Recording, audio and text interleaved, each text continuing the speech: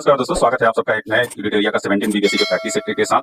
दोस्तों ये जो प्रैक्टिस सेट दिया हुआ है इसमें Spectrum, M Laxmikanth, R S Sharma, Satish Chandra, Mahesh Varnwal, ठीक है, और एनसीईआरटी तथा और भी बुक्स के से जो है लिया गया है। 150 एमसीक्यू हर एक सेट में दिया हुआ है, जो कि टोटल एमसीक्यू मैंने बताया है। सॉरी, टोटल जो सेट है ये 15 दिया हुआ है, ठीक है। सेक्शन वाइज है।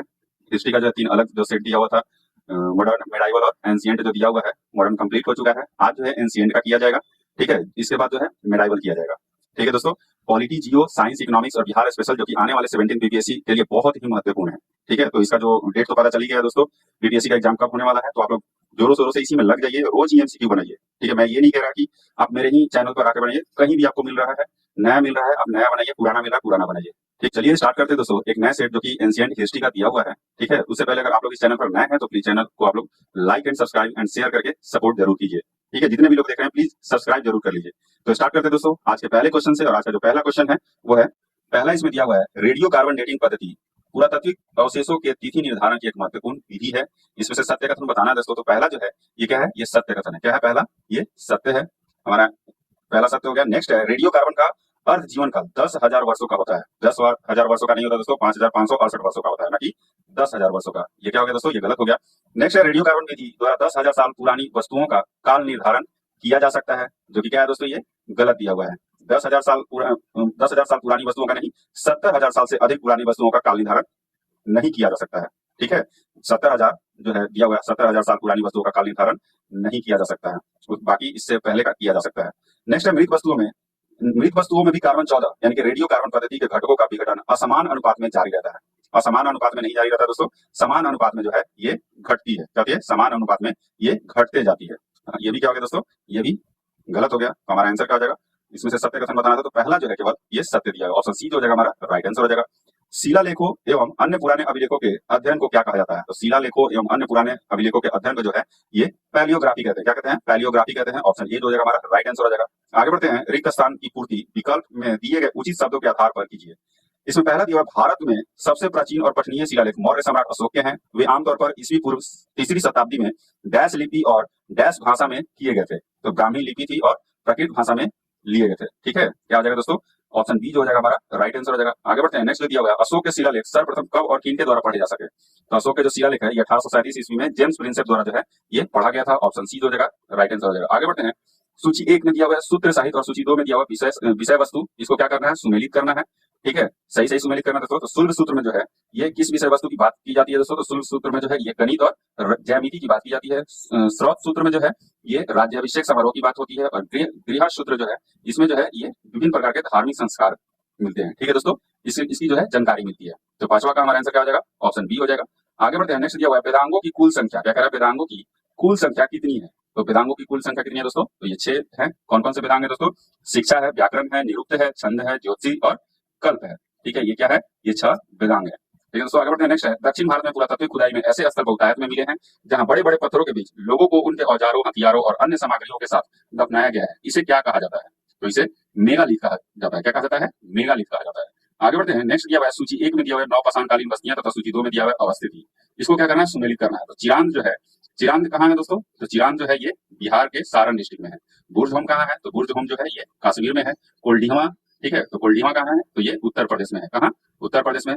उतनूर कहाँ है दोस्तों, तो उतनूर या उत्तनूर कहते हैं इसको, ये जो है आंध्र प्रदेश में है।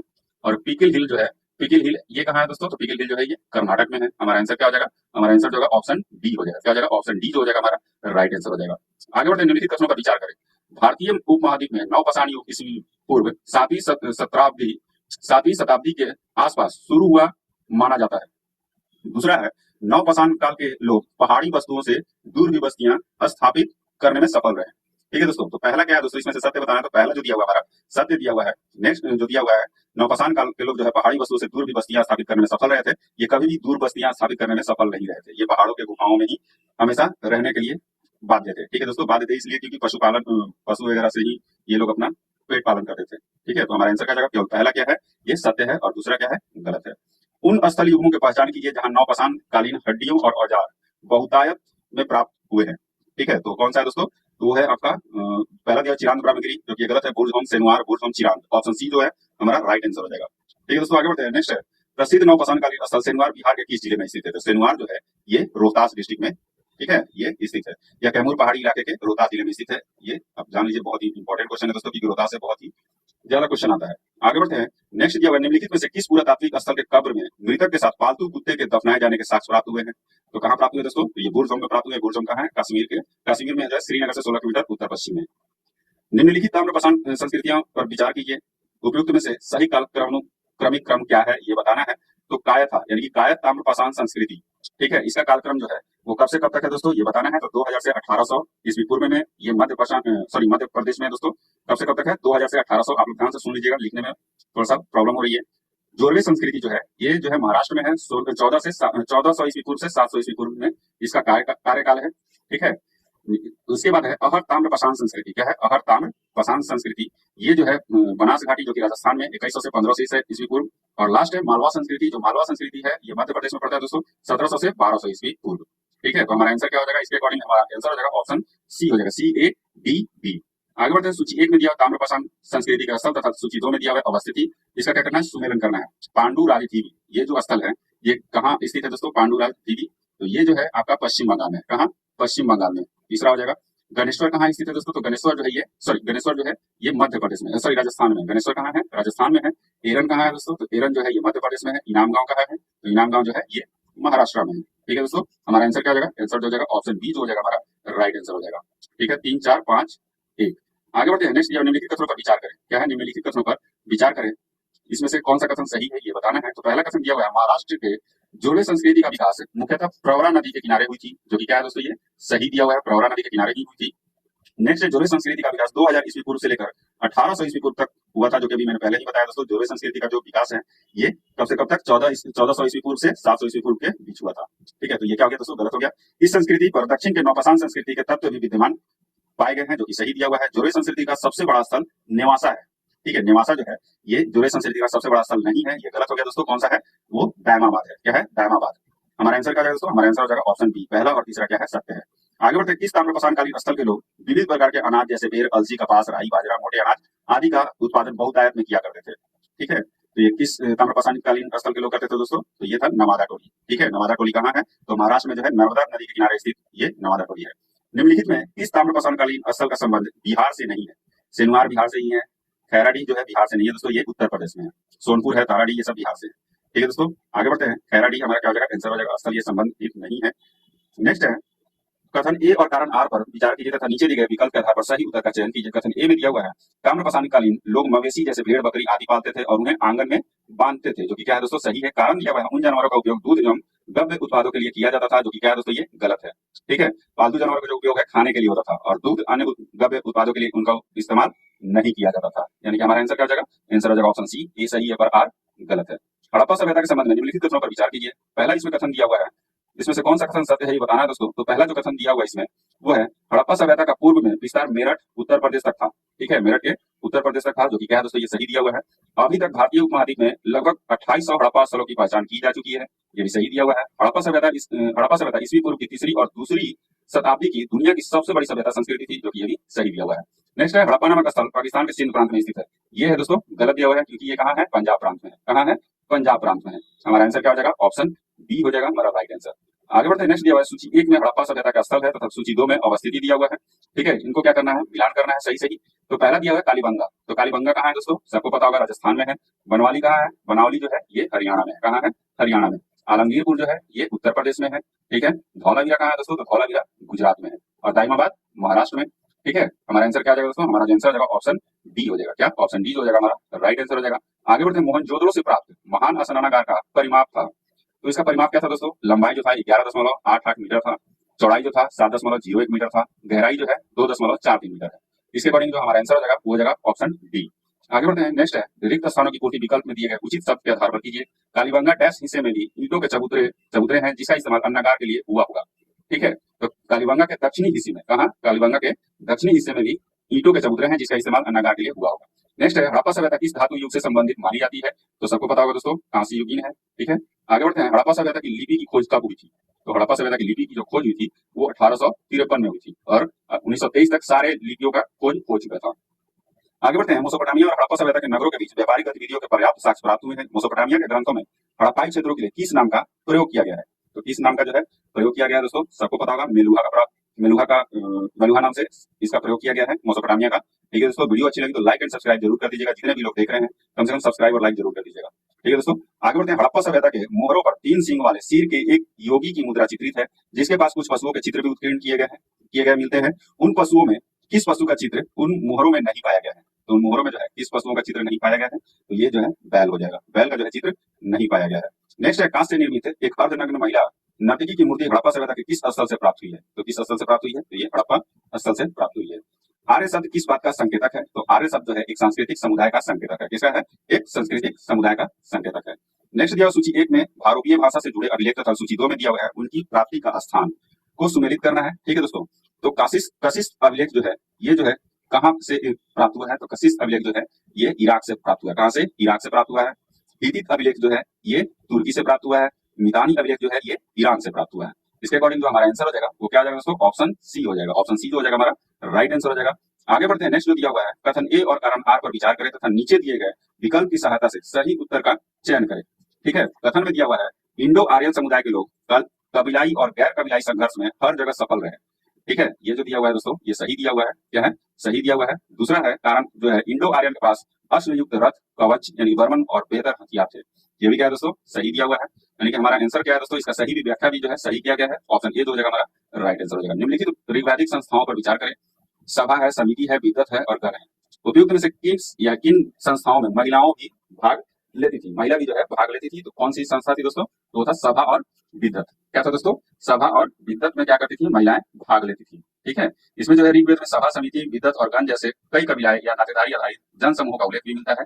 ये विचार विमर्श की संस्थाएं थी और इनमें से कुछ राजनीतिक गतिविधियों का भी संचालन किया जाता था इनसे। ठीक है दोस्तों, हमारा आंसर क्या हो जाएगा? 1 और 3 जो है राइट आंसर हो जाएगा। शूद्र शब्द का उल्लेख पहली बार ऋग्वेद के किस अध्याय में आया? तो शूद्र शब्द का जो है अभिलेख जो है ये 10वें अध्याय में इसका उल्लेख मिलता है। इसमें 10वें यानी कि अंतिम अध्याय में। ठीक है, यानी कि 10वें मंडल भी कह सकते हैं दोस्तों। ठीक है, ये जो है ये जो ऋग्वैदिक समाज का यह सामाजिक स्थिरीकरण जो है स्तरीकरण कर्म आधारित था, ना कि जन्म से ही वो शूद्र होते थे। कर्म से शूद्र होते थे, ना कि जन्म से। याद रखिएगा, ऋग्वेद में जल के देवता के रूप में किसका उल्लेख किया गया है? तो जल के देवता के रूप में जो है वरुण का उल्लेख किया गया है। किसका? वरुण का। ठीक है दोस्तों, इंद्र को जो है इन्हें युद्ध और वृष्टि के देवता माना जाता है। अग्नि को जो देवताओं और लोगों के बीच मध्यस्थ की भूमिका निभाने का जो है देवता माना जाता है। ठीक है, वरुण जो है जल के देवता तथा प्राकृतिक संतुलन बनाए रखने की जिम्मेदारी इनके पास है। और सोम जो है ये वनस्पतियों के देवता है। ठीक है, आगे बढ़ते हैं। नेक्स्ट दिया हुआ है निम्नलिखित प्रश्नों पर विचार करें। ऋग्वैदिक कालीन लोगों का मुख्य व्यवसाय पशुपालन था। दूसरा है ऋग्वैदिक लोगों को कृषि के ज्ञान का अभाव था। ये दोनों क्या है दोस्तों? ये पहला जो है क्या सही दिया हुआ है। ठीक है, पहला क्या है? सही है। और ये ज्ञान का अभाव नहीं था। क्या है? उनके पास जो ऋग्वैदिक लोगों के पास कृषि का बेहतर ज्ञान था। ये क्या हो गया? गलत हो गया। हमारा आंसर क्या हो जाएगा? ऑप्शन ए जो हो जाएगा हमारा राइट आंसर हो जाएगा। आगे बढ़ते सूची 1 में ऋग्वेद में प्रयुक्त शब्द है और सूची 2 में है उनकी संख्या या बारंबारता का सम्मेलन करना है। ठीक है, कितनी बार ये जो है शब्द जो है प्रयुक्त हुआ है? तो जनपद शब्द जो है कितना बार प्रयुक्त हुआ है? तो ये एक बार भी प्रयुक्त नहीं हुआ, यानी कि 0 बार। इंद्र का जो है 250 बार हुआ है। ठीक है, अग्नि का जो है ये 200 बार हुआ है। जन का कितने बार हुआ है दोस्तों? तो ये 275 बार हुआ है। और विष का जो है 170 बार हुआ है। कितना?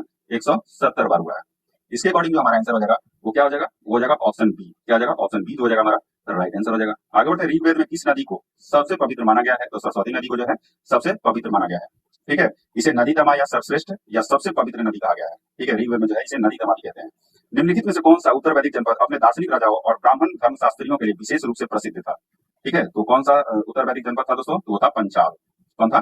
पंचाल था। नेक्स्ट दिया हुआ है निम्नलिखित में से किस वेद में श्लोक के साथ पाठ किए जाने वाले अनुष्ठान भी बताए गए हैं? तो ये यजुर्वेद में बताया गया दोस्तों। ठीक है, और यजुर्वेद में बताया गया है। इसमें ये जो है श्लोक नहीं केवल बल्कि इसके पाठ किए जाने वाले अनुष्ठान भी बताए गए हैं।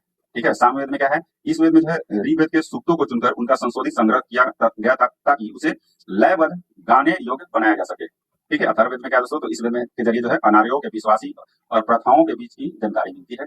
याद रखिएगा, निम्नलिखित उत्तर वैदिक जनपदों पर विचार कीजिए। ठीक है, पहला इसमें दिया हुआ है कुरु है, वत्स है, अवंती है, पंचाल है, मगध, विदेह, मत्स्य, गंधार। उपयुक्त में से कहाँ ईस्वी पूर्व 600 के आसपास उपनिषदों का संकलन किया गया था? तो कहाँ किया गया था दोस्तों? तो ये जो है पंचाल और छठा नंबर है दोस्तों विदेह। ठीक है, तो पंचाल और विदेह में जो है 600 ईस्वी पूर्व के आसपास जो है उपनिषदों का संकलन किया गया था। ऑप्शन सी जो हो जाएगा हमारा राइट आंसर हो जाएगा। आगे बढ़ते हैं। निम्नलिखित भारतीय प्रदर्शन प्रणाली की किस शाखा का संबंध भौतिकवादी दर्शन से नहीं था? तो किस शाखा का जो है संबंध भौतिकवादी दर्शन से नहीं था? तो ये था मीमांसा। ठीक है, मीमांसा का जो संबंध था दोस्तों वो किससे था? वो था मतलब मीमांसा जो था, मीमांसा दर्शन के अनुसार जो है वेद ही शाश्वत सत्य है, ये था। और यह जो है एक आध्यात्मिक दर्शन था, ना कि भौतिकवादी। आगे बढ़ते हैं, निम्नलिखित कथनों पर विचार करें। पहला इसमें कथन दिया हुआ है, उत्तर वैदिक ग्रंथों में आर्य शब्द ब्राह्मण, क्षत्रिय, वैश्य और शूद्र का बोधक है, जो कि सही दिया हुआ है। वैश्य वर्ण के लोग उपनयन संस्कार के हकदार नहीं थे, उपनयन संस्कार के हकदार नहीं थे, जो कि क्या है दोस्तों, ये गलत दिया हुआ है। उपनयन क्या होता था दोस्तों, जनेऊ धारण करने की व्यवस्था को क्या कहते थे, उपनयन संस्कार कहते थे। ठीक है, इसमें जो है 3 उच्च वर्ण थे, ब्राह्मण, क्षत्रिय और वैश्य। वैश्य की एक सामान्य विशेषता थी कि वे उपनयन संस्कार यानी कि जनेऊ धारण करने के हकदार थे। सबसे नीचे का वर्ण शूद्र को यह अधिकार नहीं था। क्या था? ये अधिकार नहीं था, वैश्य वर्ण का अधिकार था। ठीक है, तो क्या कौन कौन किसको किसको था? ब्राह्मण, क्षत्रिय और वैश्य को, शूद्र को नहीं था। बलि प्रथा ने ब्राह्मणों की शक्ति कमजोर की, जो कि क्या दिया हुआ है दोस्तों, बलि प्रथा ने ब्राह्मणों की शक्ति को कमजोर की, इसको वृद्धि किया था, बढ़ाया था, ना कि कमजोर किया था। ये भी क्या है दोस्तों, ये गलत दिया हुआ है। कभी कभी ब्राह्मण और क्षत्रियों के बीच सर्वश्रेष्ठता स्थापित करने के लिए संघर्ष छिड़ जाते थे, जो कि सही दिया हुआ है। ठीक है, ऑप्शन सी जो हो जाएगा हमारा राइट आंसर हो जाएगा। आगे बढ़ते हैं, नेक्स्ट है, जनपद शब्द का पहली बार उल्लेख कहाँ मिलता है? तो जनपद शब्द का जो पहली बार उल्लेख मिलता है वो कहाँ मिलता है? तो ब्राह्मण ग्रंथों में मिलता है। ऑप्शन बी जो हो जाएगा हमारा राइट आंसर हो जाएगा। वैदिक ग्रंथों में व्रीहि शब्द का अनाज, व्रीहि शब्द एक अनाज विशेष के लिए प्रयुक्त हुआ है। व्रीहि किस अनाज का द्योतक है? तो व्रीहि जो है ये चावल का द्योतक है। ठीक है, चावल को कहा जाता था उस समय व्रीहि। ठीक है दोस्तों, आगे बढ़ते हैं। कथन ए और कारण आर पर विचार करें तथा नीचे दिए गए कोड की सहायता से सही उत्तर का चयन करना है।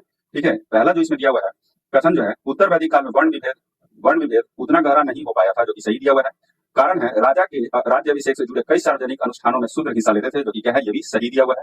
यानी कि हमारा आंसर क्या हो जाएगा, ए और आर दोनों सही है, और आर जो है ए की सही व्याख्या है। आगे बढ़ते, जैन धर्म के वास्तविक संस्थापक कौन थे? तो जैन धर्म के वास्तविक जो संस्थापक थे ये वर्धमान महावीर थे। कौन थे? वर्धमान महावीर थे। ठीक है, ऋषभ देव को पहला तीर्थंकर माना जाता है, और वर्धमान महावीर जो थे ये 24वें तीर्थंकर थे, जो जैन धर्म के वास्तविक संस्थापक माने जाते हैं। निम्नलिखित कथनों पर विचार करें। जैन धर्म देवताओं के अस्तित्व को मान्यता नहीं देता है। ठीक है, इसमें से सत्य कथन बताना है दोस्तों, तो ये जो है ये गलत दिया हुआ है। जैन धर्म जो है देवताओं के अस्तित्व को मान्यता दी है, किंतु उनका स्थान जीना यानी कि जीन से कम आंका गया है।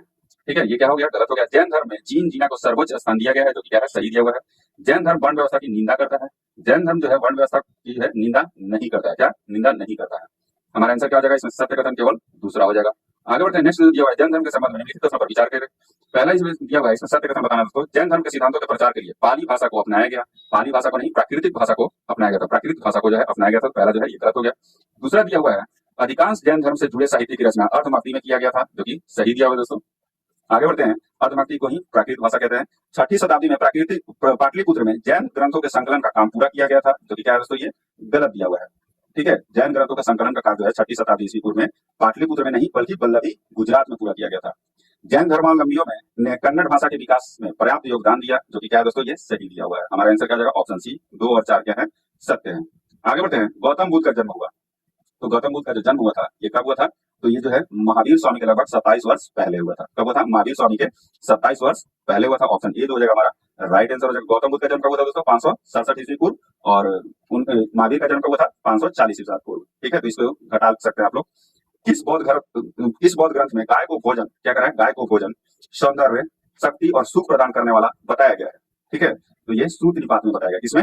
सूत निपात में। ऑप्शन सी हो जाएगा हमारा राइट आंसर हो जाएगा। प्राचीन बौद्ध ग्रंथ जो है सूत निपात में गाय को भोजन, सौंदर्य, शक्ति और खुशी का दाता बताया गया है। ठीक है, आगे बढ़ते हैं, नेक्स्ट दिया हुआ है, कथन ए और कारण आर पर विचार करें तथा नीचे दिए गए विकल्प के आधार पर सही उत्तर का चयन करें। कथन ए में दिया हुआ है, बौद्ध धर्म ने प्राचीन भारत की कला पर अपना प्रभाव छोड़ा, जो कि क्या है दोस्तों, सही दिया हुआ है।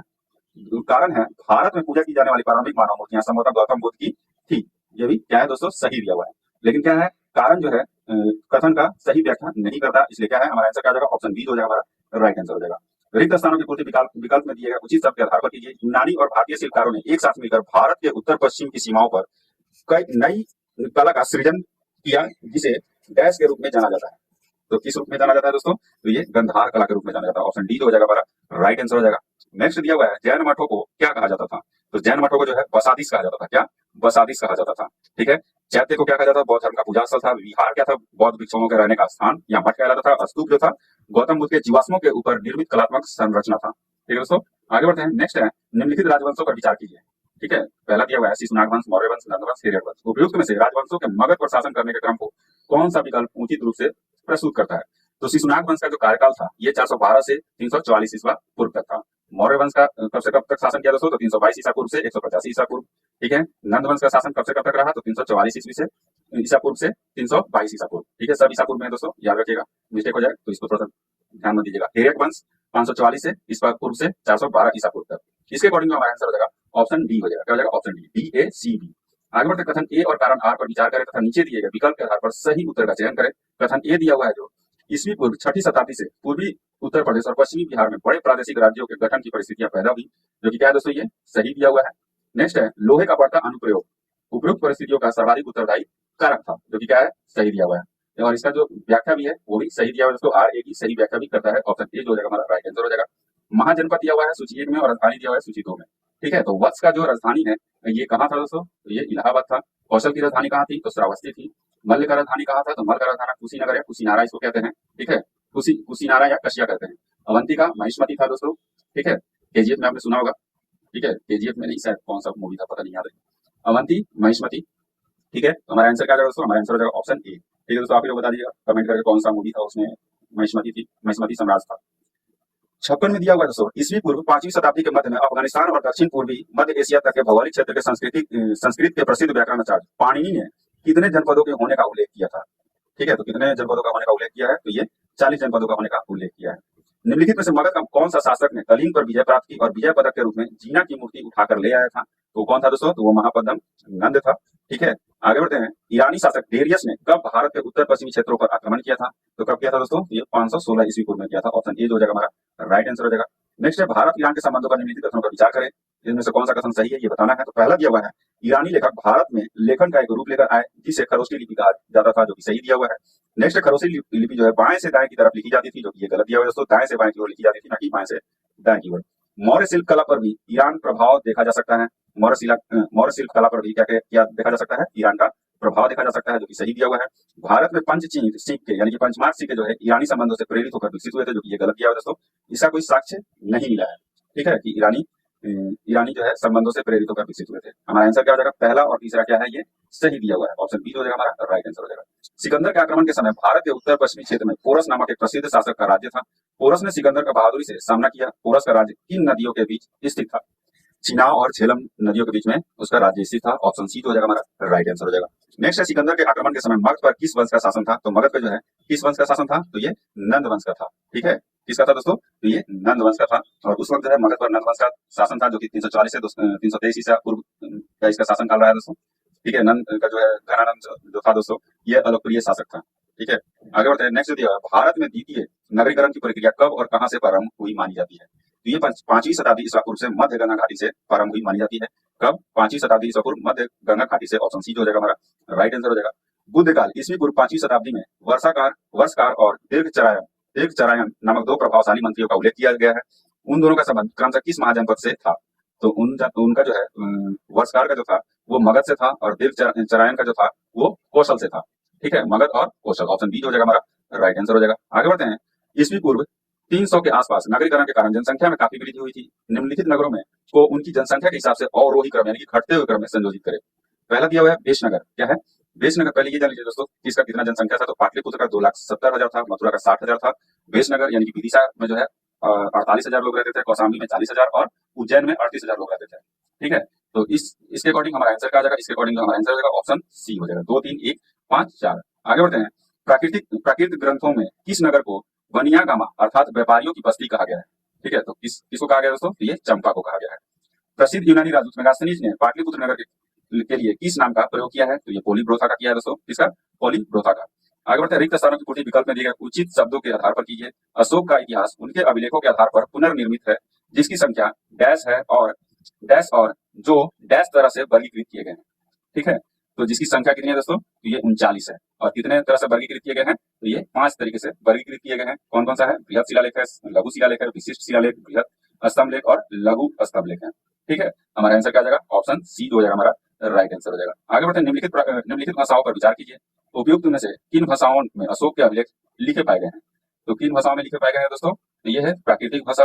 ठीक है, पाली भाषा में लिखा गया था, यूनानी भाषा में लिखा गया था और अरमेइक में लिखा गया था। यानी कि हमारा आंसर क्या हो जाएगा, तीसरा, चौथा और पांचवा। तीसरा, चौथा, पांचवा। ऑप्शन सी हो जाएगा हमारा राइट आंसर हो जाएगा। आगे बढ़ते हैं।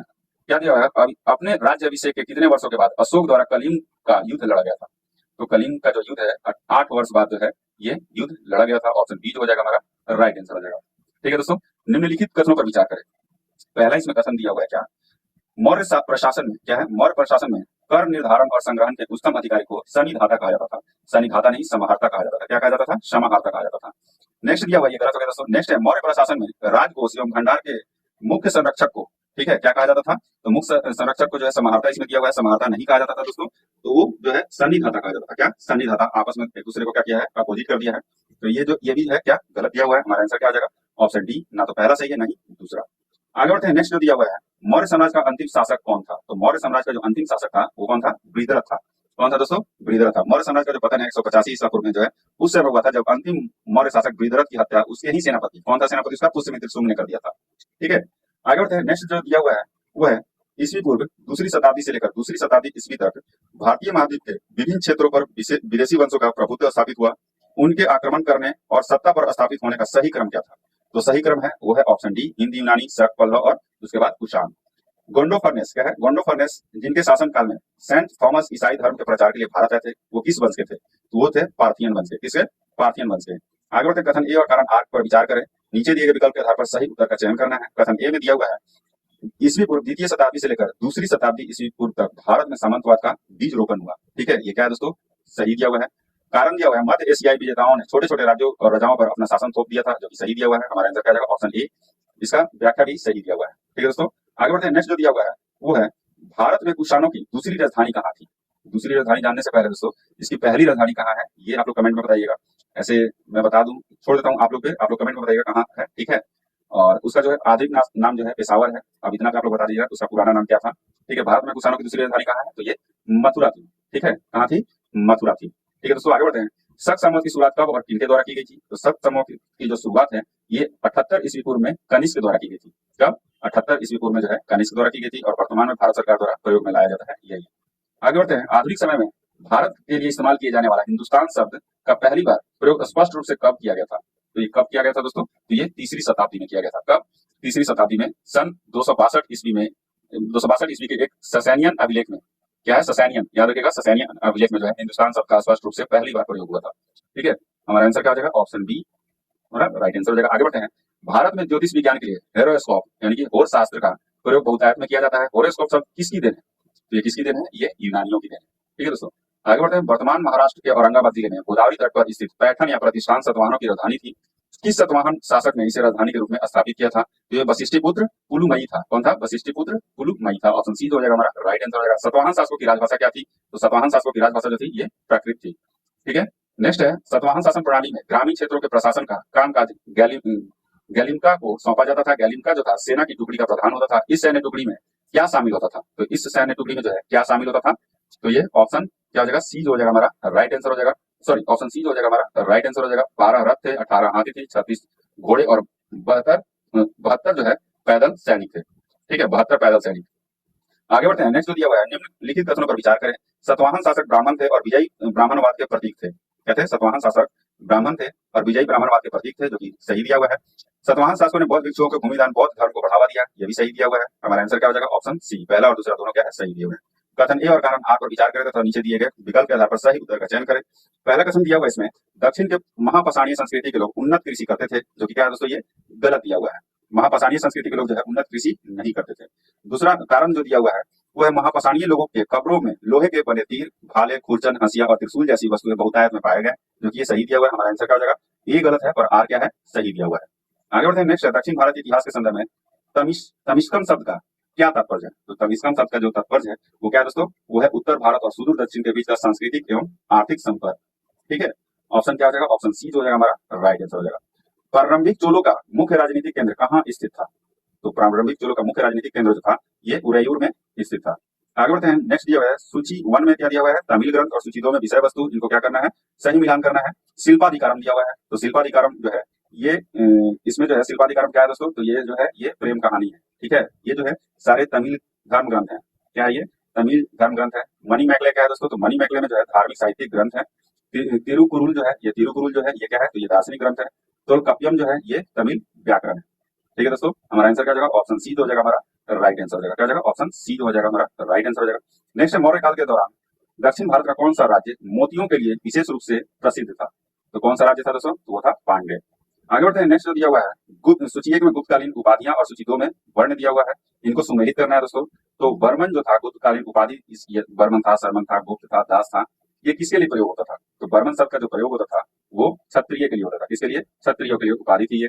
शर्मन का जो उपाधि था ये था ब्राह्मण के लिए। गुप्त जो था वो वैश्य के लिए था। दास जो था ये शूद्र के लिए था। ऑप्शन बी जो हो जाएगा हमारा राइट आंसर हो जाएगा। आगे बढ़ते हैं नेक्स्ट। गुप्त संवत की शुरुआत किस शासक के द्वारा की गई थी? ये चंद्रगुप्त प्रथम के द्वारा की गई थी। किसके द्वारा?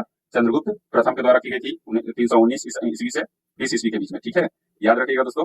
आगे बढ़ते हैं। भारत का नेपोलियन किस शासक को कहा जाता है? तो भारत का नेपोलियन जो है ये समुद्रगुप्त को कहा जाता है। ऑप्शन डी जो हो जाएगा हमारा राइट आंसर हो जाएगा। गुप्त काल के दौरान अत्विका या आठवीं क्या है? अत्विका या आठवीं राज्य से क्या तात्पर्य है? ये क्या इससे क्या इसका तात्पर्य होता है दोस्तों? तो विंध्य क्षेत्र में स्थित वनों के साम्राज्य से। ठीक है, जिसको गुप्त काल में इन्होंने अपने में मिला लिया था। प्रसिद्ध चीनी तीर्थयात्री फाहियान के भारत दौरे का काल क्या था? तो उसका जो काल था वो था चंद्रगुप्त द्वितीय के काल में आया था दोस्तों ये। ठीक है, 399 से 414 ईस्वी में। कब? 399 से 414 ईस्वी में ये भारत आया था। आगे बढ़ते निम्नलिखित कथनों पर विचार करें। पहला कथन दिया हुआ है, इसमें से कौन सा कथन सत्य है ये बताना है। पहला कथन है चंद्रगुप्त द्वितीय ने भारत में विक्रम संवत की शुरुआत की थी, जो कि क्या है दोस्तों? इसमें सत्य कथन कौन सा हो जाएगा? ये सत्य कथन नहीं है। ठीक है, चंद्रगुप्त द्वितीय ने भारत में विक्रम संवत की शुरुआत नहीं की थी। विक्रम संवत की जो शुरुआत थी 58 ईसा पूर्व में हुई थी। उज्जैन के किसी अज्ञात शासक ने शकों पर जो है विजय के उपलक्ष्य में इसकी जो है विक्रम संवत की शुरुआत की थी। चंद्रगुप्त द्वितीय के दरबार में कालिदास और अमर सिंह जैसे विद्वानों का आश्रय दिया गया था। ठीक है, जो कि सही दिया हुआ है। चंद्रगुप्त द्वितीय ने विक्रमादित्य की उपाधि धारण की थी, यह भी सही है। चंद्रगुप्त द्वितीय चंद्रगुप्त प्रथम का उत्तराधिकारी था, जो कि क्या है दोस्तों? ये गलत दिया हुआ है। चंद्रगुप्त द्वितीय जो है चंद्रगुप्त प्रथम का उत्तराधिकारी नहीं था, बल्कि वह समुद्रगुप्त का उत्तराधिकारी था। हमारा आंसर क्या हो जाएगा दोस्तों? ऑप्शन बी हो जाएगा। 2 और 3 क्या है? सत्य दिए हुए हैं। कथन ए और कारण आर पर विचार करें तथा नीचे दिए गए विकल्प के आधार पर सही उत्तर का चयन कीजिए। ठीक है, कथन दिया हुआ है मौर्य शासकों के विपरीत गुप्त शासकों ने परमेश्वर महाराजाधिराज और परम भट्टारक जैसी आडंबरपूर्ण उपाधियां धारण की, जो कि क्या है दोस्तों? ये दिया हुआ है जो कथन सही है। गुप्त साम्राज्य मौर्य साम्राज्य से अधिक विशाल था, जो कि क्या है? ये गलत दिया हुआ है। हमारा आंसर क्या है? ऑप्शन सी हो जाएगा। ये सही है, पर आर क्या है? गलत दिया हुआ है। गुप्त काल में विशेषकर मध्य और पश्चिमी भारत में ग्रामीणों और राजकीय सेना एवं अधिकारियों की कुछ निःशुल्क सेवाएं भी प्रदान करनी पड़ती थी। ऐसी निःशुल्क सेवाओं को क्या कहा जाता था? तो ऐसी निःशुल्क सेवाओं को जो है बिष्टी कहा जाता था। क्या? बिष्टी कहा जाता था। नेक्स्ट दिया हुआ इसमें गुप्त साम्राज्य को प्रांतों या मंडलों में विभाजित किया गया था, जिसे भुक्ति कहा जाता था। भुक्ति का प्रभारी अधिकारी क्या कहलाता था? तो ये उपरी कहलाता था। आगे बढ़ते हैं। नेक्स्ट दिया हुआ है गुप्त शासकों के शाही मुहर पर किस वस्तु या पक्षी का चित्र अंकित होता था? तो किसका अंकित होता था दोस्तों? तो ये गरुड़ का अंकित होता था। रिक्त स्थानों की पूर्ति विकल्प में दिए गए उचित शब्द के आधार पर कीजिए। गुप्त शासकों ने सबसे ज्यादा सोने के सिक्के जारी किए, जिन्हें उन्हें अभिलेखों में डैश कहा जाता था। तो अभिलेखों में जो है ये दिनार कहा जाता था। आगे बढ़ते हैं। सन 448 ईस्वी के एक अभिलेख से यह पता चलता है कि 5वीं शताब्दी की शुरुआत में भारत में दशमलव प्रणाली अस्तित्व में थी। यह अभिलेख कहां से प्राप्त हुई है? तो यह अभिलेख जो है ये कहां से प्राप्त हुई है दोस्तों? तो ये इलाहाबाद से प्राप्त हुई है। ठीक है, ऑप्शन बी जो हो जाएगा हमारा राइट आंसर हो जाएगा। नेक्स्ट है यूरोपीय भाषाओं में अनुवादित होने वाली प्राचीनतम भारतीय साहित्य ग्रंथ कौन सा था? तो क्या कौन सा था दोस्तों? तो ये ऑप्शन ए हो जाएगा अभिज्ञान शकुंतलम, जिसको किसने लिखा है? तो ये कालिदास ने लिखा है। ठीक है, किसने? कालिदास ने। यह राजा दुष्यंत और शकुंतला की प्रेम कहानी से संबंधित है, याद रखिएगा। जिनका पुत्र कौन था दोस्तों? भरत। और भरत के नाम पे ही क्या हुआ दोस्तों? भारत का नाम पड़ा, यानी कि हमारा देश जो भारत है उसका नाम पड़ा था। हर्षवर्धन के शासनकाल में भारत का दौरा करने वाले प्रसिद्ध चीनी यात्री ह्वेनसांग कितने वर्षों तक भारत में रहा था? तो ये 15 वर्षों तक जो है ये भारत में रहा था। निम्नलिखित कथनों पर विचार करें। ठीक है, इनमें से कौन सा कथन जो है वो सही है ये बताना है। तो पहला दिया है हर्षवर्धन अपने प्रारंभिक जीवन में वैष्णव धर्म के अनुयायी थे। वैष्णव धर्म के अनुयायी प्रारंभिक जीवन में नहीं थे दोस्तों, ये बाद में हुए थे। पहले वो शैव धर्म के अनुयायी थे। नेक्स्ट है ह्वेनसांग के प्रभाव में आकर हर्षवर्धन ने बौद्ध धर्म को अपनाया और इस धर्म का महासंरक्षक बना, जो कि सही दिया हुआ है। और ये पहला क्या है? गलत दिया हुआ है। हर्षवर्धन ने कन्नौज को अपनी राजधानी बनाया था, सही है। ह्वेनसांग की भारत यात्रा के समय बौद्ध धर्म 18 संप्रदायों में विभाजित था, ये भी सही दिया हुआ है। यानी कि हमारा आंसर क्या हो जाएगा दोस्तों? 2, 3 और 4 जो है ये सही दिए हुए हैं। आगे बढ़ते हैं। नेक्स्ट दिया हुआ है हर्ष का दरबारी कवि कौन था? तो हर्ष का दरबारी कवि जो था वो बाणभट्ट था। कौन था? बाणभट्ट थे, सॉरी था नहीं बोलेंगे, थे। आगे बढ़ते हैं। महाबलीपुरम स्थित रथ मंदिरों का निर्माण प्रसिद्ध पौलो शासक नरसिंह वर्मन ने कराया था। उसमें कुल कितने रथ मंदिर हैं? तो उसमें जो है कुल 7 रथ मंदिर हैं। आगे बढ़ते हैं। दक्षिण भारत के इतिहास के संदर्भ में उर सभा और नगरम का क्या तात्पर्य है? उर सभा और नगरम का जो तात्पर्य है, उर जो है यह सामान्य प्रकार का गांव था।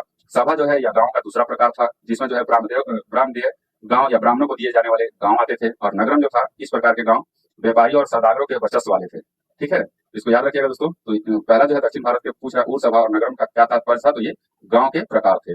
पल्लव वंश के वास्तविक संस्थापक कौन थे? तो ये सिम्हा बर्मन थे। कौन थे? सिम्हा बर्मन। ऑप्शन बी जो हो जाएगा हमारा राइट आंसर हो जाएगा। आगे बढ़ते हैं। नेक्स्ट दिया हुआ है रिक्त स्थानों की पूर्ति विकल्प में दिए गए उचित शब्द के आधार पर कीजिए। ठीक है, पहला है चालुक्य शासन वाले क्षेत्रों में गांव का संचालन बुजुर्ग करते थे, जिन्हें डैश कहा जाता था। उन्हें क्या कहा जाता था? उन्हें महाजन कहा जाता था। आगे बढ़ते हैं। निम्नलिखित कथनों पर विचार करें।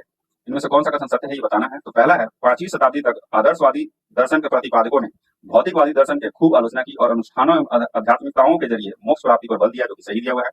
आदर्शवादी दर्शन के विचारों ने वैज्ञानिक जांच और तर्क संगत सोच की प्रगति पर को रोक दिया, ये भी सही दिया हुआ है। यानी कि हमारा आंसर क्या जाएगा? ऑप्शन ए, पहला और दूसरा दोनों क्या है? सही है। कथन ए और कारण आर पर विचार करें तथा नीचे दिए गए कथन विकल्प अनुसार सही उत्तर का चयन करें। कथन ए में दिया हुआ है, ईस्वी सन की शुरुआत तक भारत में दर्शन के 6 शाखाएं विकसित हो चुकी थी। 109 नंबर क्वेश्चन है दोस्तों, ये क्या है? सही दिया हुआ है। ठीक है, नेक्स्ट है कारण दिया हुआ है, जो उस समय तक भारत में राज्य और वर्ण भेद आधारित सामाजिक व्यवस्था मजबूती से स्थापित हो गया था, ये भी क्या है? सही है। हमारा आंसर क्या है? ऑप्शन ए, ये जो है दोनों सही है और आर जो है ए की सही व्याख्या है। आगे बढ़ते हैं, नेक्स्ट जो दिया हुआ है, निम्नलिखित में से किस प्राचीन भारतीय दर्शन प्रणाली ने परमाणु सिद्धांत की स्थापना की थी? ठीक है, तो ये कौन सा भारतीय दर्शन था दोस्तों? तो ये था वैशेषिक भारतीय दर्शन। ठीक है, ये जो दर्शन प्रणाली था वैशेषिक शाखा, ये जो है भौतिक क्या मानता था? ये भौतिकवाद को मानता था। ठीक है, क्या है? भौतिकवाद को मानता था और ये परमाणु सिद्धांत की इसने स्थापना की थी। ठीक है, तो वेदांत दर्शन का मूल आधार ग्रंथ ब्रह्मसूत्र किसकी रचना है? तो ब्रह्मसूत्र जो है ये बदरायन की रचना है। इसकी बदरायन की रचना है ब्रह्मसूत्र। ठीक है, आगे बढ़ते हैं। सूची 1 में दिया हुआ है तथ्य तथा सूची 2 में काल दिया हुआ है, इसको सही सुमेलित करना है। ठीक है, और इसमें कूट में जो दिया हुआ उसका सही उत्तर चयन करना है दोस्तों। तो पूर्वी उत्तर प्रदेश में प्राचीनतम लौह उपकरण के साक्ष्य जो है ये कब मिले हैं दोस्तों? तो प्राचीनतम उत्तर प्रदेश में जो है ये 700 ईस्वी पूर्व में मिले हैं। कब? 700 ईस्वी पूर्व में मिले हैं। कौशल और विदेह में वैदिक लोगों का विस्तार जो है ये कब हुआ है? तो ये 500 ईसा पूर्व में। पश्चिमी उत्तर प्रदेश में प्राचीनतम लौह उपकरण के प्रमाण जो है ये 800 ईसा पूर्व में मिला है और पंचाल और विदेह में उपनिषदों का संकलन जो है ये 600 ईसा पूर्व में मिला है। ठीक है दोस्तों, इसके अकॉर्डिंग जो हमारा आंसर हो जाएगा वो जगह ऑप्शन ए। क्या हो जाएगा? ऑप्शन ए जो जगह हमारा राइट आंसर हो जाएगा। आगे बढ़ते सूची 1 में शताब्दी और सूची 2 में प्रमुख तथ्य या घटनाएं दिए हुए हैं, तो सुमेलित करना है तथा सूचियों के नीचे दिए गए कूट की सहायता से सही उत्तर का चयन करना है। ठीक है, इसमें दिया हुआ है शुल्क सूत्र में माप और ज्यामितीय ज्ञान दिया। ठीक है, कब दिया था दोस्तों? यानी कि ये इधर से पढ़ते हैं। दूसरी शताब्दी में क्या मिला था दोस्तों? तो दूसरी शताब्दी में जो है शून्य की खोज हुई थी। ठीक है, क्या हुआ? शून्य की खोज। और तीसरी शताब्दी में क्या हुआ था? तो तीसरी शताब्दी में खगोल विज्ञान और औषधि का स्वतंत्र विकास हुआ था। किसका? खगोल विज्ञान और औषधि का स्वतंत्र विकास। 5वीं शताब्दी में क्या हुआ था? तो 5वीं शताब्दी में शुल्क सूत्रों ने माप और ज्यामितीय ज्ञान दिया। ठीक है, ये हो जाएगा पहला। और 6ठी शताब्दी में क्या हो जाएगा? तो ये चवाक का लोकायत दर्शन हो जाएगा। इसके अकॉर्डिंग जो हमारा आंसर हो जाएगा वो क्या हो जाएगा दोस्तों? ऑप्शन सी हो जाएगा। क्या हो जाएगा? ऑप्शन सी जो हो जाएगा हमारा राइट आंसर हो जाएगा। पाणिनि द्वारा लिखित संस्कृत व्याकरण के ग्रंथ को किस नाम से जाना जाता है? तो किस नाम से जाना जाता है? तो ये अष्टाध्यायी के नाम से जाना जाता है। सुश्रुत ने अपने चिकित्सा शास्त्र का प्रसिद्ध ग्रंथ सुश्रुत संहिता में शल्य चिकित्सा के लिए इस्तेमाल होने वाले कितने प्रकार के औजारों का उल्लेख किया है? ठीक है, तो ये 121 प्रकार का औजारों का उल्लेख किया है। आगे बढ़ते, भारत में व्यवहारिक ज्यामिति का प्रणेता किन्हें माना जाता है? तो किन्हें माना जाता है दोस्तों? तो ये अपस्तंभा को माना जाता है। अपस्तंभा ने वेदियों के निर्माण के लिए जो है एक व्यवहारिक ज्यामिति का निर्माण किया। उन्होंने न्यून कोण, अधिक कोण और समकोण का वर्णन किया था। ठीक है दोस्तों, तो हमारा आंसर क्या हो जाएगा? वो है आपका अपस्तंभा। ऑप्शन बी जो है हमारा राइट आंसर हो जाएगा। रिक्त स्थानों की पूर्ति विकल्प में दिए गए उचित शब्द के आधार पर कीजिए। बारहमीर की प्रसिद्ध कृति बृहत संहिता डैश में लिखी गई थी। तो ये कब लिखी गई थी दोस्तों? तो ये 6ठी शताब्दी में लिखी गई थी। बारहमीर जो है प्राचीन भारत के प्रसिद्ध खगोलविद थे। ठीक है, याद रखिएगा खगोलविद भी थे ये 6ठी शताब्दी में लिखी गई थी। ऑप्शन सी जो है हमारा राइट आंसर हो जाएगा। आगे बढ़ते हैं, पाली ग्रंथों पर लिखी गई टीकाओं को क्या कहा जाता था? तो पाली ग्रंथों पर लिखी गई टीकाओं को अटकथा कहा जाता था। क्या? अटकथा। निम्नलिखित में से कौन सा विकल्प दक्षिण भारतीय भाषाओं के विकास क्रम को कालक्रम अनुसार उचित रूप से प्रदर्शित करता है? ठीक है, तो ऑप्शन बी जो हो जाएगा हमारा राइट आंसर हो जाएगा तमिल, कन्नड़ और तेलुगु। नेक्स्ट है, निम्नलिखित कथनों पर विचार करें। उपयुक्त में से कौन सा कथन जो है वो सही है, ये बताना है। तो पहला जो इसमें दिया हुआ है, प्राचीन भारतीय समाज को मध्ययुगीन समाज में बदलने का मुख्य कारक भूमि अनुदान की प्रथा को माना जाता है, जो कि सही दिया हुआ है। सरकारी अधिकारियों को भूमि अनुदान किए जाने से उन क्षेत्रों में राजकीय नियंत्रण में वृद्धि हुई। ठीक है, वृद्धि नहीं हुई थी दोस्तों, गिरावट आई थी। ये क्या है? गलत हो गया। हमारा आंसर क्या हो जाएगा? सही बताना है, क्योंकि पहला जो है ये सही दिया हुआ है। यहाँ से करंट स्टार्ट हो गया दोस्तों 121 नंबर से। हाल ही में समाचार पत्रों में देखा गया पद सोरा क्या है? पद सोरा जो है ये क्या है दोस्तों? तो ये जनरेटिव आर्टिफिशियल इंटेलिजेंस मॉडल है। क्या है? ये जो है जनरेटिव आर्टिफिशियल इंटेलिजेंस मॉडल है, जिसका निर्माण जो है ओपन एआई में जो है किया जाता है। ठीक है दोस्तों, हमारा आंसर क्या हो जाएगा? ऑप्शन बी जो हो जाएगा हमारा राइट आंसर हो जाएगा। आगे बढ़ते हैं, वर्ष 2023 का 58वां ज्ञानपीठ पुरस्कार से किसे सम्मानित किया गया है? तो ये रामभद्राचार्य और गुलजार को किया गया है। ठीक है, ऑप्शन मतलब दूसरा और तीसरा क्या हो जाएगा? सही हो जाएगा। ऑप्शन डी जो हो जाएगा हमारा राइट आंसर हो जाएगा। आगे बढ़ते हैं, COP28 के संदर्भ में निम्नलिखित प्रश्नों पर विचार करें। इनमें उपयुक्त कथनों में से कौन सा सही है, ये बताना है। तो पहला जो है, COP28 का सम्मेलन दुबई, संयुक्त अरब अमीरात में हुआ, जिसमें 197 देशों के प्रतिनिधियों ने भाग लिया, जो सही दिया हुआ है। इस सम्मेलन के वैश्विक परमाणु ऊर्जा क्षमता को 2050 तक 3 गुना करने के लक्ष्य की घोषणा की गई, ये भी सही दिया हुआ है। यानी कि हमारा आंसर क्या आ जाएगा दोस्तों? Option C. 1 और 2 दोनों जो है ये सही दिए हुए हैं। अंतर्राष्ट्रीय सौर गठबंधन के संदर्भ में निम्नलिखित कथनों पर विचार करें। इसमें पहला जो दिया हुआ है, इसमें से कौन सा कथन जो है वो सही है, ये बताना है। ठीक है, भारत और फ्रांस ने अंतर्राष्ट्रीय सौर गठबंधन की आधिकारिक घोषणा 30 नवंबर 2015 को पेरिस में की थी, जो कि सही दिया हुआ है। ठीक है, दूसरा है अंतर्राष्ट्रीय सौर गठबंधन का लक्ष्य 2050 तक 1000 गीगावाट और सौर क्षमता तैनात करना है, जो कि क्या है दोस्तों, गलत दिया हुआ है। ये 2030 तक जो है 1000 गीगावाट सौर क्षमता तैनात करना है। इसका मुख्यालय नोएडा में है तथा डॉक्टर अजय सूद महानिदेशक है। ये गलत दिया हुआ है दोस्तों, इसका मुख्यालय जो है ये गुरुग्राम में है और डॉक्टर अजय माथुर महानिदेशक है। ठीक है, अजय सूद नहीं। नेक्स्ट है माल्टा अंतर्राष्ट्रीय सौर गठबंधन में शामिल होने वाला 119वां देश बन गया है, जो कि क्या है दोस्तों, ये सही दिया हुआ है। ठीक है, ऑप्शन सी जो हो जाएगा हमारा राइट आंसर हो जाएगा। आगे बढ़ते हैं, नेक्स्ट जो दिया हुआ है ओडिसियस, क्या है, ओडिसियस अंतरिक्ष यान के संदर्भ में निम्नलिखित कथनों पर विचार करें, इनमें से कौन सा कथन सही है ये बताना है। तो पहला कथन दिया हुआ है यह चंद्रमा के अध्ययन से संबंधित नासा का एक महत्वाकांक्षी मिशन है, जो कि सही है। यह मिशन आर्टेमिस अभियान का हिस्सा है, जो कि ये भी सही दिया हुआ है। हमारा आंसर का जगह ऑप्शन सी, 1 और 2 दोनों है सही है। सूची 1 को सूची 2 से सुमेलित कीजिए। एक तरफ अंतर्राष्ट्रीय सम्मेलन दिया हुआ है, एक तरफ मेजबान देश दिया हुआ है। ठीक है, 126 नंबर क्वेश्चन है दोस्तों। तो सांग्रीला डायलॉग जो है अंतर्राष्ट्रीय सम्मेलन, ये कहाँ हुआ है दोस्तों, तो ये सिंगापुर में हुआ है। कहाँ, सिंगापुर में। म्यूनिक सुरक्षा सम्मेलन जो है ये कहाँ हुआ, ये जर्मनी में हुआ। रायसीना डायलॉग जो है ये भारत में हुआ। ठीक है दोस्तों, हमारा आंसर क्या जाएगा, ऑप्शन डी जो हो जाएगा हमारा राइट आंसर हो जाएगा। आगे बढ़ते हैं, अंतर्राष्ट्रीय बौद्धिक संपदा सूचकांक के संबंध में निम्नलिखित कथनों पर विचार करें। पहला इसमें दिया हुआ है यह इसमें सही कथन सही नहीं है, ये बताना है दोस्तों। यह यूएसए चैम्बर ऑफ कॉमर्स द्वारा जारी किया जाता है, जो कि सही दिया हुआ है। यह सूचकांक में शीर्ष रैंकिंग आने वाले यूएसए और फ्रांस है, ये भी सही है। इस सूचकांक में भारत की रैंकिंग 41 है, जो कि गलत है दोस्तों। भारत की रैंकिंग कितना है, वो 42वीं रही है। ठीक है, इसके अकॉर्डिंग हमारा आंसर क्या जाएगा, तीसरा जो है ये क्या है, गलत दिया हुआ है। आगे बढ़ते लोकपाल की स्थापना के संदर्भ में निम्नलिखित कथनों पर विचार कीजिए, इनमें से कौन सा कथन सही है ये बताना है। तो पहला कथन इसमें दिया हुआ है लोकपाल की स्थापना, ठीक है, लोकपाल की स्थापना लोकायुक्त अधिनियम 2013 के तहत की गई थी। ठीक है, लोकपाल की जो स्थापना है लोकपाल और लोकायुक्त अधिनियम 2013 के तहत हुई थी। 1 जनवरी 2014 से यह अधिनियम प्रभावी हुआ था, जो कि क्या है दोस्तों, ये जो है आपका इसमें से सही कथन बताना है। तो पहला जो है ये क्या है, सही कथन है। लोकपाल में एक अध्यक्ष और 7 सदस्य होते हैं। लोकपाल में जो है एक अध्यक्ष और 8 सदस्य होते हैं, जिनमें से 50% न्यायिक सदस्य होते हैं, जो कि क्या हो गया, गलत हो गया। सदस्यों का कार्यकाल 5 वर्ष या 65 वर्ष की आयु तक होता है। सदस्यों का कार्यकाल जो है 5 वर्ष या 70 वर्ष की आयु तक होता है। कितना, 70 वर्ष। ये भी क्या है दोस्तों, गलत हो गया। पूर्व न्यायाधीश न्यायमूर्ति अजय माणिक राव खानविलकर और को लोकपाल का नया अध्यक्ष नियुक्त किया गया है, जो कि सही दिया हुआ है दोस्तों। हमारा आंसर क्या जाएगा, हमारा जो आंसर हो जाएगा वो हो जाएगा 1 और चौथा जो है ये सही है। क्या है, 1 और चौथा ऑप्शन ए जो है हमारा राइट आंसर हो जाएगा। 20 फरवरी 2024 को प्रधानमंत्री ने देश की सबसे बड़ी रेलवे टनल का शुभारंभ किया। इस टनल के संबंध में क्या सही है, ठीक है, इस टनल के संबंध में क्या सही है ये पूछ रहा है दोस्तों। तो पहला जो है यह टनल जम्मू कश्मीर से उधमपुर श्रीनगर बारमूला रेल लिंक पर है, जो कि सही दिया हुआ है। 12.77 किलोमीटर लंबी T50 सुरंग खारी सुंगर सेक्शन के बीच पड़ती है, जो कि ये भी सही है। सुरंग सर्वेक्षण का काम वर्ष 1996 के आसपास शुरू हुआ था, ये भी सही दिया हुआ है। यानी कि हमारा आंसर हो जाएगा उपयुक्त सभी जो है सत्य दिए हुए हैं।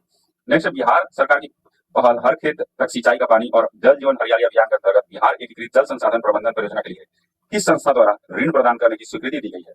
ठीक है, तो किस संस्था द्वारा दी गई है दोस्तों, तो ये विश्व बैंक द्वारा दी गई है। हाल ही में बिहार सरकार ने किनकी जयंती पर लोक संवेदना अभियान नामक 15 दिवसीय कार्यक्रम चलाने की घोषणा की है। ठीक है, तो ये किसकी जयंती पर किया गया दोस्तों, तो ये अटल बिहारी वाजपेयी की जयंती पर किया गया है। निम्न कथनों पर विचार करें, सत्य कथन का चयन करना। इसमें सुक्रे आयोग का संबंध राज्य के मध्य वित्तीय हस्तांतरण से है, जो कि क्या है दोस्तों, ये गलत दिया हुआ है। सुक्रे आयोग के अनुसार जो है राज्य में मराठों की आबादी 28% है। ठीक है, और इस जो है मराठों की स्थिति निर्धारित करने के लिए जो 2023 में समिति का गठन हुआ था, ना कि मध्य वित्तीय हस्तांतरण से है। 23वां विश्व सतत विकास शिखर सम्मेलन का विषय सतत विकास और जलवायु न्याय के लिए नेतृत्व है, जो कि क्या है दोस्तों, ये सही दिया हुआ है। हमारा आंसर क्या हो जाएगा, हमारा आंसर हो जाएगा ऑप्शन बी, दूसरा जो है केवल सही है। वित्त वर्ष 2024-25 के लिए जेंडर बजट प्रस्तुत किया गया, जिसके तहत महिला विकास कार्यक्रमों पर कुल बजट का कितना प्रतिशत व्यय किया जाएगा। तो कुल बजट का कितना प्रतिशत व्यय किया जाएगा, तो ये 14% व्यय किया जाएगा। ठीक है, जो कि 39,000 करोड़ रुपए किए जाएंगे। ठीक है दोस्तों, आगे बढ़ते हैं। हाल ही में आदित्य 11 पर लगा प्लाज्मा एनालाइजर पैकेज 4 आदित्य यानी पापा नामक पेलोड ने किसके प्रभाव का सफलतापूर्वक पता लगाया है। तो किसका लगाया दोस्तों, तो ये कोरोनल मॉस इंजेक्शन का पता लगाया है। किसका, कोरोनल मॉस इंजेक्शन का। आगे बढ़ते हैं। विश्व के सबसे बड़े मुक्त आवागमन वाले क्षेत्र शेंगन जोन में वीजा मुक्त पहुंच सुनिश्चित करने वाला अंतिम गैर यूरोपीय यूनियन देश कौन सा है। वो कौन सा है दोस्तों, वो है कोसोवो। कौन सा है, कोसोवो है वो, याद रखिएगा, कभी कभी ये सभी पूछ देता है। नेक्स्ट दिया हुआ है निम्न कथनों पर विचार करें, असत्य कथन का चयन करना है इसमें। ठीक है, स्वयं योजना की शुरुआत उड़ीसा सरकार द्वारा की गई, जो कि क्या है दोस्तों, ये पहला जो है गलत दिया, असत्य कथन कह रहा है दोस्तों। तो ये पहला क्या है, सत्य दिया हुआ है। सुचेता कर्नाटक सरकार द्वारा चलाई गई मातृत्व लाभ योजना है, जो कि क्या है दोस्तों, ये गलत दिया हुआ है। सुचेता नाम की 24 मीटर कैटामरन नौका में जो है हाइड्रोजन ईंधन कोशिकाओं द्वारा संचालित विद्युत प्रणोदन प्रणाली है। ठीक है, तो ये मातृत्व लाभ का योजना नहीं है। ठीक है, ऑप्शन बी हो जाएगा हमारा राइट आंसर हो जाएगा। आगे बढ़ते हैं। नेक्स्ट दिया हुआ है निम्न कथनों पर विचार करें। क्या करें, निम्न कथनों पर विचार करें। इनमें से कौन सा कथन जो है ये असत्य दिया हुआ है, ये कुछ बताना है। असम फरवरी 2024 में 100% घरेलू नल जल कनेक्शन हासिल करने वाला पूर्वोत्तर भारत का पहला राज्य बन गया है, जो कि क्या है दोस्तों, गलत दिया हुआ है। ठीक है, क्यों? क्योंकि ये जो है असम सरकार ने नहीं, अरुणाचल प्रदेश ने जो है ये 100% नल जल कनेक्शन हासिल करने वाला पूर्वोत्तर भारत का पहला राज्य बन गया है। नौसैनिक अभ्यास दोस्ती का 16वां संस्करण भारत में शुरू हुआ है। भारत में नहीं शुरू हुआ है दोस्तों, ये मालदीव में शुरू हुआ है। ये भी गलत हो गया। दोस्ती अभ्यास में श्रीलंका, भारत एवं मॉरिशस शामिल है। मॉरिशस इसमें शामिल नहीं है, श्रीलंका, भारत और मालदीव शामिल है। ये भी गलत हो गया। हमारा आंसर क्या हो जाएगा? सभी तीनों क्या है? ये असत्य है। ठीक है दोस्तों, आगे बढ़ते हैं। नेक्स्ट दिया हुआ है, निम्न कथनों पर विचार करें। क्या करें? निम्न कथनों पर विचार करें। इंडियन स्टीमर क्या है? इंडियन स्टीमर एक प्रकार की मछली की प्रजाति है। ठीक है, इंडियन स्टीमर जो है ये क्या है? संकटग्रस्त एक पक्षी है जो कि आईयूसीएन के रेड लिस्ट में है। कहाँ है? आईयूसीएन की रेड लिस्ट में एक पक्षी है, ना कि मछली है। युविका कार्यक्रम का मुख्य उद्देश्य युवाओं का खेल का महत्व समझाना है। ठीक है, युविका जो है इस साल का जो मुख्य उद्देश्य है, अंतरिक्ष विज्ञान और प्रौद्योगिकी में प्रबल जिज्ञासा रखने वाले युवा छात्रों के लिए अंतरिक्ष विज्ञान, अंतरिक्ष प्रौद्योगिकी और अंतरिक्ष अनुप्रयोगी पर बुनियादी ज्ञान प्रदान करना है। ठीक है, हमारा आंसर का इनमें से सत्य कथन कौन सा हो जाएगा? इनमें से सत्य कथन हो जाएगा ऑप्शन डी हो जाएगा, ना तो पहला नहीं दूसरा। आगे बढ़ते हैं, निम्न कथनों पर विचार करें। इसमें से असत्य कथन कौन सा है? तो बताना है। चुनाव आयोग ने गृह मंत्रालय के साथ मिलकर मेरा पहला वोट क्या है? मेरा पहला वोट देश के लिए नामक अभियान शुरू किया था, जो कि गलत दिया है दोस्तों।